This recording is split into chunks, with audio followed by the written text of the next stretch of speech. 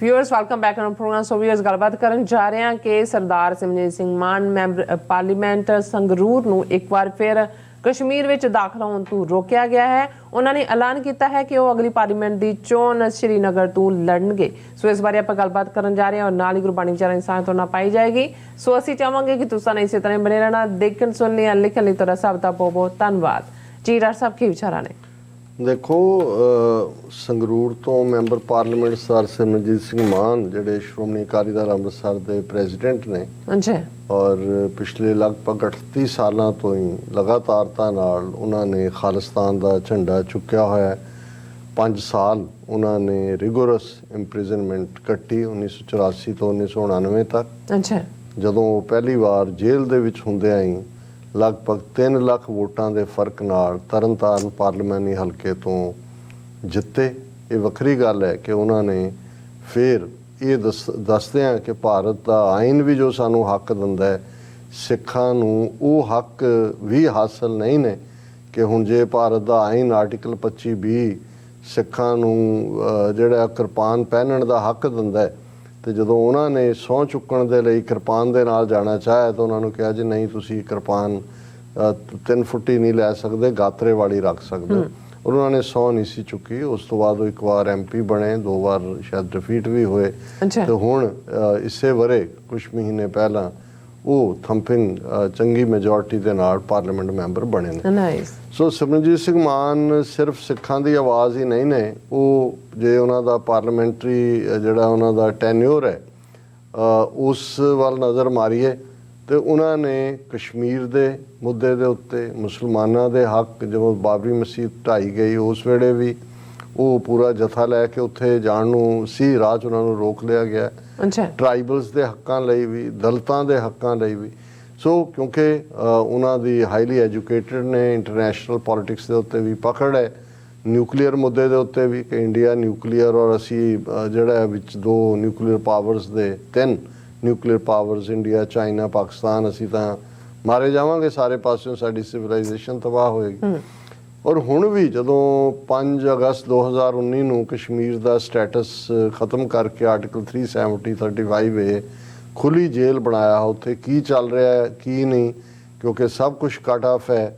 ਔਰ ਇਹ ਦਾਅਵਾ ਕੀਤਾ ਜਾਂਦਾ ਹੈ ਕਿ ਜੀ ਦੇਖੋ ਉੱਥੇ ਤਾਂ ਬਹੁਤ ਤਰੱਕੀ ਹੋ ਰਹੀ ਹੈ, ਬਹੁਤ ਇਨਵੈਸਟਮੈਂਟ ਜਾ ਰਹੀ ਹੈ, ਬਹੁਤ ਕੁਛ ਹੈ। ਈਵਨ ਅੱਜ ਵੀ ਜਿਹੜਾ ਉਹਨਾਂ ਦਾ ਇੱਕ ਪਗੜੀਧਾਰੀ ਜਮੂਰਾ ਮਿਨਿਸਟਰ ਉਹਨਾਂ ਨੇ ਹਰਦੀਪ ਪੁਰੀ ਖੜਾ ਕੀਤਾ ਹੈ, ਜਿਹੜਾ ਪਾਰਲੀਮੈਂਟ ਦੀ ਚੋਣ ਤਾਂ ਹਾਰ ਗਿਆ, ਉਹਨੂੰ ਰਾਜ ਸਭਾ 'ਚੋਂ ਲਿਆਂਦਾ। ਉਹ ਕਹਿ ਰਿਹਾ Modi's initiatives in Jammu and Kashmir created emotional bond between local people country union minister Puri ਕਿ ਜੀ ਦੇਖੋ ਮੋਦੀ ਨੇ ਜਿਹੜਾ ਕਸ਼ਮੀਰ ਦੇ ਵਿੱਚ ਕੀਤਾ ਹੈ ਉਹ ਹੁਣ ਜਜ਼ਬਾਤੀ ਤੌਰ 'ਤੇ ਲੋਕਲ ਲੋਕ ਔਰ ਇੰਡੀਆ ਬਹੁਤ ਇਕਮਿਕ ਹੋ ਗਿਆ, ਬਹੁਤ ਨੇੜੇ ਆ ਗਿਆ। ਤੁਸੀਂ ਕਿਸ ਲੈਵਲ ਦੇ ਲੋਕ ਜਿਹੜੇ ਨੇ ਉਹ ਇੱਕ ਪੱਗ ਵਾਲੇ ਤੋਂ ਇਸ ਕਿਸਮ ਦੇ ਬਿਆਨ ਦਵਾ ਰਹੇ ਨੇ। ਹਾਲਾਂ ਹਕੀਕਤ ਇਹ ਹੈ ਕਿ ਕਸ਼ਮੀਰੀ ਪੰਡਤ ਵੀ ਉੱਥੋਂ ਦੌੜ ਰਹੇ ਨੇ ਔਰ ਆਮ ਕਸ਼ਮੀਰੀ ਲੋਕਾਂ ਦੇ ਉੱਤੇ ਪੂਰਾ ਜ਼ੁਲਮ ਕੀਤਾ ਜਾ ਰਿਹਾ। ਪਿਛਲੇ ਮਹੀਨੇ ਸਰ ਸਿਮਰਨਜੀਤ ਸਿੰਘ ਮਾਨ ਜਿਹੜੇ ਨੇ ਆਪਣੇ ਜਥੇ ਦੇ ਨਾਲ ਉਹਨਾਂ ਨੇ ਕਿਹਾ ਜੀ ਮੈਂ ਕਸ਼ਮੀਰ ਜਿਹੜਾ ਜਾ ਕੇ ਦੇਖਣਾ ਚਾਹੁੰਦਾ ਵੀ ਕਸ਼ਮੀਰੀ ਪੰਡਤਾਂ ਦਾ ਕੀ ਹਾਲ ਹੈ, ਸਿੱਖ ਕਿਸ ਹਾਲ 'ਚ ਨੇ, ਮੈਜੋਰਟੀ ਨਾਲ ਕੀ ਹੋ ਰਿਹਾ। ਜਿਹੜਾ ਕਹਿ ਰਿਹਾ ਜੀ ਕਹਿ ਰਹੇ ਨੇ ਕਸ਼ਮੀਰ ਬਹੁਤ ਤਰੱਕੀ ਕਰ ਰਿਹਾ, ਮੈਂ ਜਾ ਕੇ ਦੇਖਾਂ, ਮੈਂ MP ਹਾਂ, ਮੇਰਾ ਕਨਸਟੀਟਿਊਸ਼ਨ ਮੁਲਕ ਦਾ ਹੱਕ ਦਿੰਦਾ ਕਿ ਸਿਟੀਜ਼ਨ ਜਿਹੜਾ ਮੁਲਕ ਦਾ ਉਹ ਕਿਤੇ ਵੀ ਜਾ ਸਕਦਾ। ਪਰ ਉਹਨਾਂ ਨੂੰ ਲਖਨਪੁਰ ਪੋਸਟ ਦੇ ਉੱਤੇ ਰੋਕ ਲਿਆ ਗਿਆ। ਕਠੂਆ ਮੈਜਿਸਟ੍ਰੇਟ ਦਾ ਆਰਡਰ ਦਿਖਾਇਆ ਗਿਆ ਕਿ ਜੀ ਤੁਹਾਡੇ ਕਸ਼ਮੀਰ ਜਾਣ ਨਾਲ ਅਮਨ ਭੰਗ ਹੋਏਗਾ, ਤੁਸੀਂ ਨਹੀਂ ਜਾ ਸਕਦੇ। ਉਹ ਉੱਥੇ ਧਰਨਾ ਦੇ ਕੇ ਬਹਿ ਗਏ 3-4 ਦਿਨ। ਫਾਈਨਲੀ ਕਠੂਏ ਦੇ ਕੋਰਟ 'ਚ ਕੇਸ ਕੀਤਾ ਔਰ ਆ ਜਿਹੜੀ ਤਰੀਕ ਬੀਤਾ ਫਰਾਈਡੇ ਤਰੀਕ ਸੀ ਜਿੱਦਣ ਕਿ ਉਹਨਾਂ ਨੇ ਉਹ ਫਿਰ ਆਪਣਾ ਜਥਾ ਲੈ ਕੇ ਕਿ ਜੀ ਕੋਰਟ 'ਚ ਪੇਸ਼ ਹੋਣ ਜਾਣਾ। ਕਠੂਏ ਪਹੁੰਚ ਗਏ ਔਰ ਉੱਥੇ ਉਹਨਾਂ ਨੂੰ ਹੋਟਲ 'ਚੋਂ ਹੀ ਨਹੀਂ ਨਿਕਲਣ ਦਿੱਤਾ। ਹਾਲਾਂ ਅਦਾਲਤ ਦੇ ਵਿੱਚ ਉਹਨਾਂ ਦੀ ਪੇਸ਼ੀ ਹੈ ਔਰ ਉਹਨਾਂ ਦਾ ਰਿਪਰੈਜ਼ੈਂਟੇਟਿਵ ਤਾਂ ਗਿਆ, ਤਰੀਕ ਵੀ ਹੁਣ 29 ਨਵੰਬਰ ਪਈ ਹੈ ਉਹਨਾਂ ਦੀ, ਲੇਕਿਨ ਉਹਨਾਂ ਨੂੰ ਹੋਟਲ 'ਚ ਰੋਕ ਦਿੱਤਾ ਗਿਆ ਕਿ ਤੁਸੀਂ ਫਰਦਰ ਅੱਗੇ ਕਸ਼ਮੀਰ ਨਹੀਂ ਜਾ ਸਕਦੇ। ਹੁਣ ਮਾਨ ਸਾਹਿਬ ਨੇ ਬਿਲਕੁਲ ਠੀਕ ਕਿਹਾ ਔਰ ਉਹਨਾਂ ਦਾ ਸਾਰੇ ਮੀਡੀਆ ਨੇ ਰਿਪੋਰਟ ਕੀਤਾ। ਉਹਨਾਂ ਨੇ ਕਿਹਾ ਕਿ ਵੀ ਮੈਂ ਮੈਂਬਰ ਪਾਰਲੀਮੈਂਟ ਹਾਂ, ਚੁਣਿਆ ਹੋਇਆ, ਮੈਨੂੰ ਜੇ ਇਜਾਜ਼ਤ ਨਹੀਂ ਹੈ ਜਾਣ ਦੀ ਤਾਂ ਉੱਥੇ ਹੋ ਕੀ ਰਿਹਾ। ਤੁਸੀਂ ਦੁਨੀਆ ਨੂੰ ਤਾਂ ਦੱਸ ਰਹੇ ਹੋ ਕਿ ਜੀ ਉੱਥੇ ਬਹੁਤ ਤਰੱਕੀ ਹੋ ਰਹੀ ਹੈ, ਲੋਕ ਬਹੁਤ ਖੁਸ਼ ਨੇ। ਔਰ ਆ ਜਮੂਰਾ ਹਰਦੀਪ ਪੁਰੀ ਕਹਿੰਦਾ ਜੀ ਐਮੋਸ਼ਨਲ ਬੌਂਡ ਬਣ ਗਿਆ ਲੋਕਲ ਲੋਕਾਂ ਔਰ ਸਰਕਾਰ ਦੇ ਵਿਚਾਲੇ।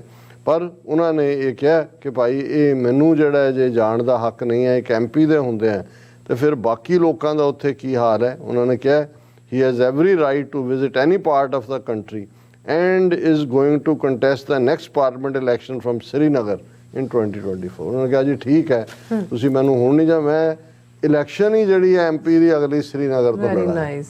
ਲੜਨਗੇ ਜਾਂ ਨਹੀਂ ਲੜੇ ਤਾਂ ਬਾਅਦ ਦੀ ਗੱਲ ਹੈ, ਪਰ ਇਹ ਹੁੰਦੀ ਹੈ ਡਿਫਾਈਂਸ।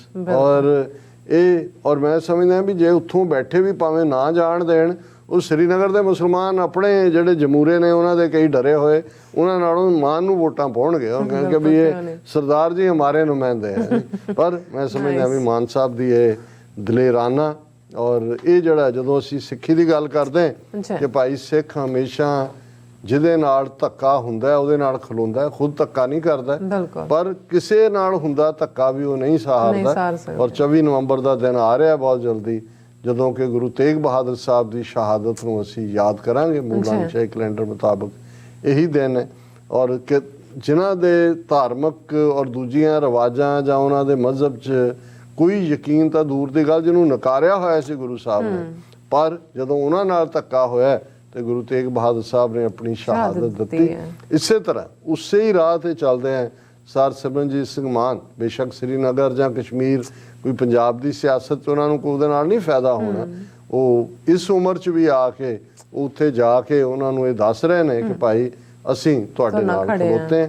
ਔਰ ਕਲੋਜ਼ਿੰਗ ਦੇ ਵਿੱਚ ਜਿਵੇਂ ਅਸੀਂ 12 ਮਹੀਨਿਆਂ ਦਾ ਜ਼ਿਕਰ ਕਰਦੇ ਹਾਂ, ਸਾਡਾ ਪੰਜਾਬ ਦਾ ਖਿੱਤਾ, ਪੰਜਾਬ ਦੀ ਧਰਤੀ ਜਿੱਥੇ 6 ਰੁੱਤਾਂ, ਬਦਲਦੇ ਮੌਸਮ, ਔਰ ਅੱਜ ਤਾਂ ਨਿਊਯਾਰਕ ਦੇ ਵਿੱਚ ਵੀ ਮੰਗਰ ਨੇ ਆਪਣਾ ਰੰਗ ਦਿਖਾਇਆ, ਔਰ ਕੱਤਕ ਦਾ ਮਹੀਨਾ ਖਤਮ ਹੋਇਆ, ਔਰ ਮੰਗਰ ਦੇ ਮਹੀਨੇ ਨੂੰ ਮੁੱਖ ਰੱਖਦੇ ਆ ਗੁਰੂ ਨਾਨਕ ਸਾਹਿਬ ਨੇ ਰਾਗ ਤੁਖਾਰੀ ਦੇ ਵਿੱਚ ਜਿਹੜਾ ਉਹਨਾਂ ਦੇ ਫਰਮਾਨ ਨੇ, ਮੰਗਰ ਮਾਹੋ ਭਲਾ ਹਰ ਗੁਣ ਅੰਕ ਸਮਾਵੇ, ਗੁਣਵੰਤੀ ਗੁਣ ਰਵੈ ਮੈਂ ਪਿਰ ਨੇਚਲ ਭਾਵੈ, ਨਿਹਚਲ ਚਤਰ ਸੁਜਾਨ ਵਿਦਾਤਾ ਚੰਚਲ ਜਗਤ ਸਬਾਇਆ, ਗਿਆਨ ਧਿਆਨ ਗੁਣ ਅੰਕ ਸਮਾਣੇ ਪ੍ਰਭ ਭਾਣੇ ਤਾਂ ਪਾਇਆ, ਗੀਤ ਨਾਦ ਕਵਿਤ ਕਵੇ ਸੁਣ RAM ਨਾਮ ਦੁਖ ਭਾਗੈ, ਨਾਨਕ ਸਾ ਧਨ ਨਾਹ ਪਿਆਰੀ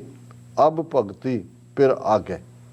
ਹੁਣ ਜ਼ਾਹਰ ਹੈ ਕਿ ਸਾਰੀ ਗੁਰਬਾਣੀ ਰੂਹ ਔਰ ਰੱਬ ਦੇ ਮਿਲਾਪ ਦੀ ਕਹਾਣੀ ਹੈ, ਮਿਲਾਪ ਦਾ ਗੀਤ ਹੈ, ਮਿਲਾਪ ਦੀ ਗੱਲ ਨੂੰ ਸਮਝਾਉਣ ਦੀ ਲਾਈਨ ਹੈ ਕਿ ਮੰਗਰ ਦਾ ਮਹੀਨਾ ਤਾਂ ਹੀ ਭਲਾ ਹੋਏਗਾ, ਤਾਂ ਹੀ ਚੰਗਾ ਹੋਏਗਾ ਜੇ ਅਸੀਂ ਵਾਹਿਗੁਰੂ ਦੀ ਸਿਫਤ ਸਲਾਹ ਵਿੱਚ ਜੁੜੀਏ, ਹਰ ਗੁਣ ਅੰਕ ਸਮਾਵੇ, ਉਸ ਵਾਹਿਗੁਰੂ ਦੀ ਗੋਦ ਦੇ ਵਿੱਚ ਬੈਠੀਏ, ਉਹਦੇ ਗੁਣਾਂ ਦਾ ਗਾਇਨ ਕਰੀਏ।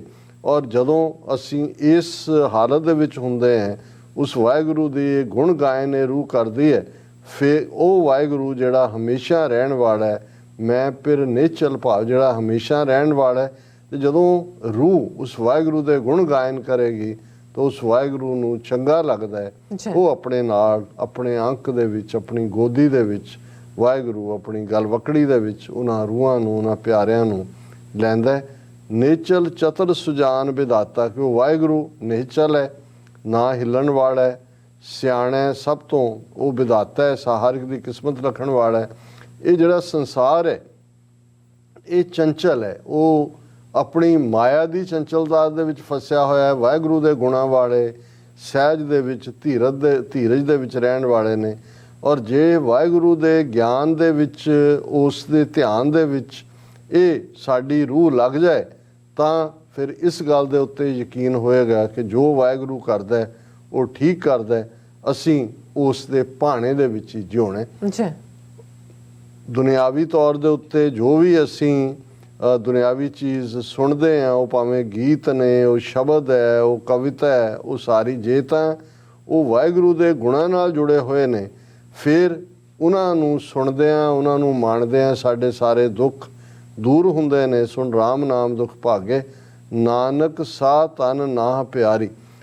ਗੁਰੂ ਨਾਨਕ ਪਾਤਸ਼ਾਹ ਜਿਹੜੇ ਫਰਮਾਉਂਦੇ ਨੇ ਕਿ ਉਹੀ ਰੂਹ ਉਸ ਪਿਆਰੇ ਪਤੀ ਰੂਪ ਵਾਹਿਗੁਰੂ ਨੂੰ ਚੰਗੀ ਲੱਗਦੀ ਹੈ ਜਿਹੜੀ ਆਪਣਾ ਆਪਾ ਉਸ ਵਾਹਿਗੁਰੂ ਦੇ ਅੱਗੇ ਸਮਰਪਣ ਕਰਕੇ ਆਪਣੇ ਉਸ ਭਗਤੀ ਦੇ ਵਿੱਚ, ਉਸ ਪਿਆਰੇ ਦੀ ਪਿਰ ਦੇ ਭਗਤੀ ਦੇ ਵਿੱਚ ਰਤ ਹੁੰਦੀ ਹੈ।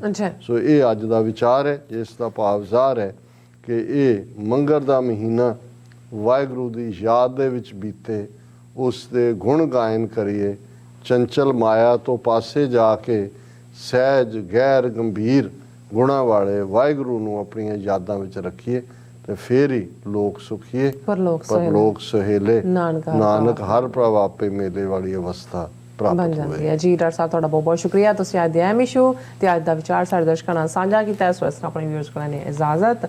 ਵਿਊਅਰਸ, ਸਾਡੇ ਪ੍ਰੋਗਰਾਮ ਦਾ ਸਮਾਂ ਇੱਥੇ ਸਮਾਪਤ ਹੁੰਦਾ। ਤੁਸੀਂ ਆਪਣੀ ਰਾਏ ਤੇ ਸੁਝਾਅ ਸਾਨੂੰ ਭੇਜਣਾ ਭੁੱਲਣਾ ਸਾਡੇ ਇਸ ਪਤੇ ਤੇ sos@tv84.tv ਤੇ ਅਸੀਂ ਆਪਣਾ ਪ੍ਰੋਗਰਾਮ ਲੈ ਕੇ ਫਿਰ ਦੁਬਾਰਾ ਤੁਹਾਡੇ ਸਾਹਮਣੇ ਹੋਵਾਂਗੇ। ਤਦ ਤੱਕ ਲਈ ਮੈਨੂੰ ਤੇ ਆਪਣਾ ਸੁਣਾ ਗਿਆ ਦੋ ਦੇਖਦੇ ਰਹੋ TV84। ਬੁਲਾ ਦਿਓ ਫਤਿਹ। ਵਾਹਿਗੁਰੂ ਜੀ ਕਾ ਖਾਲਸਾ, ਵਾਹਿਗੁਰੂ ਜੀ ਕੀ ਫਤਿਹ। ਰੱਬ ਰਾਖਾ।